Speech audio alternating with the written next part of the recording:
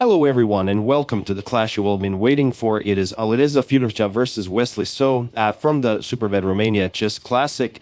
The two of them do have a bit of a history regarding the previous candidates tournament. If you guys remember, it was Wesley who was supposed to be granted one of the spots in the FIDE candidates tournament as he was the highest rated player, but Wesley is a family man. He decided to spend Christmas with his family, whereas Alireza decided to do some light farming on the side, and he overtook Wesley as the highest rated player in the world that can be granted the spot in the candidates tournament, and thus he was granted the spot. So that's pretty much what happened, and it will be interesting for the remainder of eternity to see all of the games that two of them played. As there's always talk, it was supposed to be Wesley who was playing the candidates. No, it was good for Alireza to play, as there's been a lot of talk about that. So let's check it out. A wonderful classical game between the two of them. Alireza with the white pieces opens with pawn to d4. We have knight to f6, pawn to c4, pawn to e6, and knight to c3. Alireza invites Wesley to go for the Nimzo, and he does. Bishop to b4. The Nimzo-Indian defense is on the board. We have pawn to a3, and bishop captures in c3. B captures, and now pawn to c5 is the main move here. We have pawn to b6, preparing to develop the light square bishop, pawn to f3, the Saemisch variation, and now knight to c6. We have pawn to e4, and the position is a fairly known one. Magnus Carlsen had it against Levon Naranyan, Salih Salim had it against Ding Liren, Jordan Pomfres had it against against Daniel Giri, and Wei Yi had it against Dominguez Perez.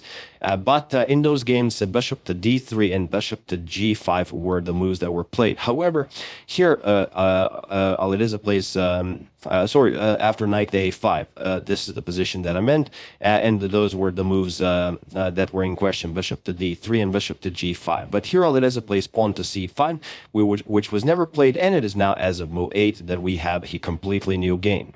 So, okay, you can see by the situation on the clock that Wesley's not very impressed. He does not burn any time. He plays b captures on c5. We have rook to b1. And here, Alireza throws a deadly dare at Wesley. He says, all right, prove that you're the one that was supposed to play in the candidates tournament. Prove that you can handle anything thrown at you. And he's basically asking Wesley to play knight captures on e4, which is the top move recommended by the engine.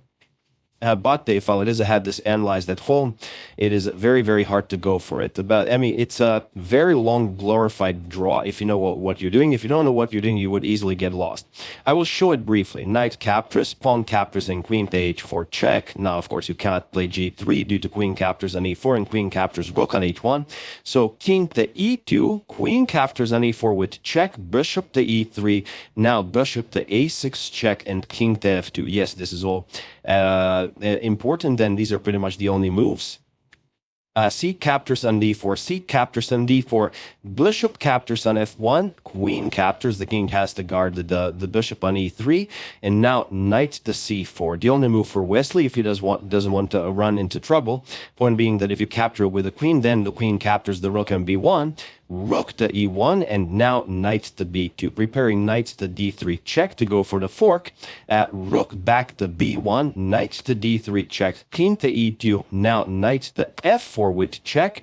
Again, you can have capture with the bishop, and if the queen captures, the rook hangs. Now comes king to d2, and after knight to d5, you have to play queen to d3, give up the g2 pawn, and after queen captures and g2 check, you will play knight to e2, and now the position just continues. There are many moves that can be played here. For example, queen to h3 is a good move, pawn to f5 is a good move, pawn to g6 is a good move.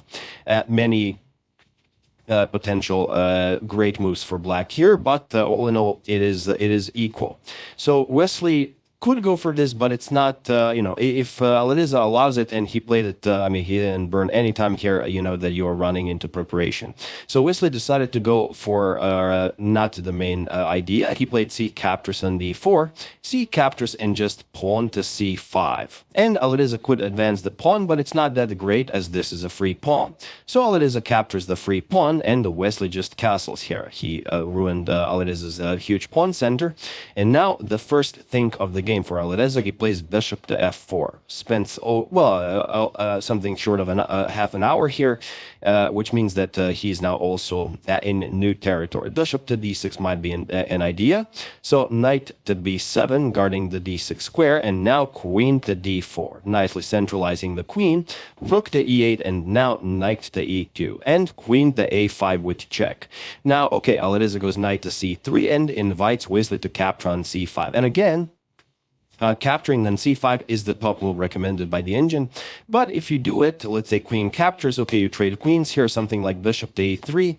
White is very much up in development here, and it's not easy to play this. Knight b5 is coming, knight to c7, knight to d6, many holes in Wesley's camp. So he decides against this. He plays pawn to a6 first, stops any infiltration by the knight via the b5 square, and now Alireza just defends the c5 pawn, bishop to e3, and the question is, what can Wesley play here? He still has to develop. The knight is oddly placed on b7, the bishop in no way of being developed, the rook's also not in the game. What is there for him to play? Well, the only way to continue is to challenge with pawn to d6, but it's not an easy move to make. You have to play d6, and after, let's say something like pawn captures, you will play knight captures. And although it's weird looking move, because if queen captures, that's a knight, but queen captures in c3 with check is also a knight. So that's what you have to play. However, Wesley played queen captures on a3, and he didn't spend any time on this at all. The problem is now his position is lost. So feel free to pause the video and try to figure out what Wesley missed here, or maybe he didn't miss it, maybe he just figured that it was the least painful continuation for him. While I give you a couple of seconds. So for those of you who were able to do it, congratulations on spotting that this knight is weirdly placed, but this knight is also weirdly placed, even though it's on a perfectly natural square. Pawn to e5. No doubt you will found this. The idea being the knight h5 is met with g4, and the knight is lost. So the only move is knight to d5, and now comes the real idea. Knight captures, pawn captures, queen not queen captures. King to f2 first. We have to keep an eye on the bishop here, and now queen captures and d5 is coming next, and there's no way to stop this. For example, if you play queen to a2 check, the first defend, the problem is rook to b2. The queen has to move, and move away from the defense of the d5 pawn. Is the c4 is also covered. There's no way to remain on this diagonal. So after king to f2, knight to d8 was played, and now comes queen captures and d5. Attacking the rook here, you cannot go to b8, this is covered by the rook, and you cannot go to a7. If play rook to a7, not this, even though it looks nice, the real move is rook to b8. You attack the bishop, and once you defend it, let's say rook to c7, now bishop to c4, and this is unplayable for black. So instead, after queen captures and d5, Wesley decided, okay, I will give up 2 pieces for the rook. He played bishop to b7, and Alireza accepts this. Rook captures, knight captures, queen captures, and now rook 8 to b8. At least he will get his rooks into the game, while Alireza's king is still on f2. So, okay, queen back to d5, and now queen to b2 with check. While you could play rook to b2 with check after bishop to e2, again, not a lot of easy ways to continue. Also, your d7 pawn is hanging, which will create a passed pawn here. Also, if you move the road on bishop c4, again, will put pressure on f7. So not easy. So instead, after queen d5, queen to b2 with check, we have bishop to e2, and now comes rook captures on e5. That's why also Wesley played queen to b2 to gain more coverage of the e5 square. Queen to d4, Alireza just offers to go into an endgame because he's up material. He will have a beautiful bishop pair for the price of a rook, and Wesley says, all right, there's nothing I can do about this. If I move the queen, you're going to capture my rook, so I'm going to play a5. At least my pawn will be further advanced once we, completed the trade. But there is perhaps one move that he missed, and you guys surely haven't, as I have put it in the thumbnail. The reason why I'm not making this post a video moment is because it's not the only move that wins. Any move wins here, really. Queen captures queen, you can play rook to a1, also perfectly fine. But the sort of double exclamation mark move is rook to b1. Yes, it seems like you're sacrificing a rook, but not really. as the rook on e5 is also hanging. And if you capture the queen first, then rook captures will be checkmate. Rook to e8 and rook captures on e8 is checkmate. So after rook to b1, well, queen captures on b5 was played, queen captures on e1 on e5, and now king to h8, trying to get the king off of this diagonal, as you know that the f-pawn should be moved at some point. And now all it is, it just plays bishop to d4. Threatening checkmate here. You can even see that he did spend quite a lot of time on this. The position is winning. You can play pretty much anything. You can even attack the pawn here. That's perfectly fine. But this is the cleanest way to end the game. Bishop to d4. Wesley plays pawn to f6, and now just queen to d6, going after the d7 pawn, and it doesn't matter what Wesley plays here, it's dead lost. He played queen to b7 to guard the d7 pawn, but all it is just plays bishop captures and f6. And of course the bishop cannot be captured. If you capture the bishop, it's just going to be a very, very painful checkmate. Pawn to d5 seems like it's defending, but there is this very cool move in chess called the en passant. Captures with check, and that's it. You give up your queen, and it's going to be checkmate.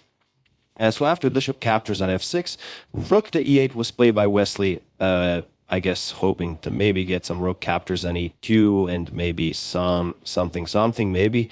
But all it is just play bishop to c3, and he was in this position on move 31 that Wesley so resigned the game, as there is nothing more to be done here.